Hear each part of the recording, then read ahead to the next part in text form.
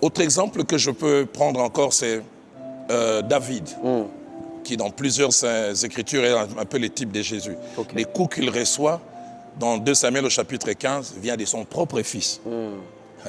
Vous pouvez vous souvenir, j'allais dire, de ce célèbre empereur, je pense, romain, qu'on est en train d'attaquer et on veut les tuer. Puis il voit parmi les assaillants son propre fils avec cette célèbre phrase latine, « Toi aussi, mon fils », dont on voit toute la douleur.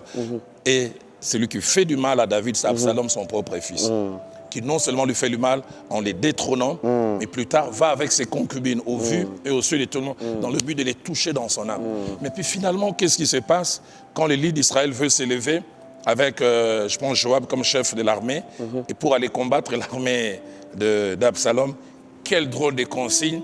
David à la fois comme, certes, roi déchu, mais comme quelqu'un à qui l'on a fait mal.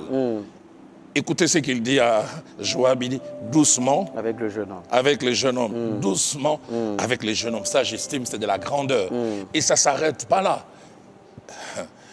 On apprend qu'Absalom est mort. Ok. Allez, on peut dire, la rébellion est matée, la tête du rebelle est coupée. David se met à pleurer.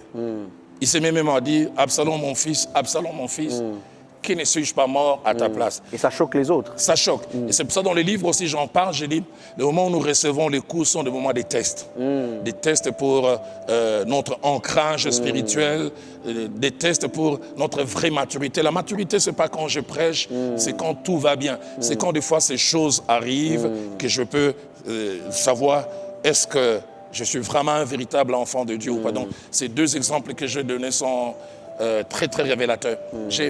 J'ai en mémoire, j'aime pas parler de moi, mais des fois, peut-être c'est nécessaire. Je me retrouve en novembre 2006, le moment où j'ai été secoué dans ma marche chrétienne. J'ai quitté la maison où mon épouse et moi on était à Lupin, et je vais chez un ami à Kingabois, passer, je pense, 14 jours de prière. Et chaque matin, nous prions avec lui de 4h30 à 6h. Et les soirs aussi, nous prions, je pense, de 20h à 22h. Okay. Il me le dira plus tard, je pense, plus de 5 ans.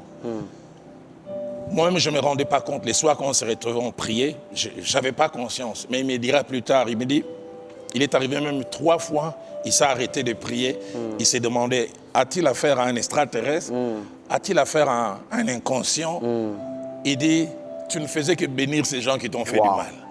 Il dit, je voyais même tu priais pour lui et tu le bénissais et les larmes coulaient de tes yeux. Il dit, moi, je m'arrêtais, j'ai dit, mais moi, à la place, moi, je n'ai pas souvenir.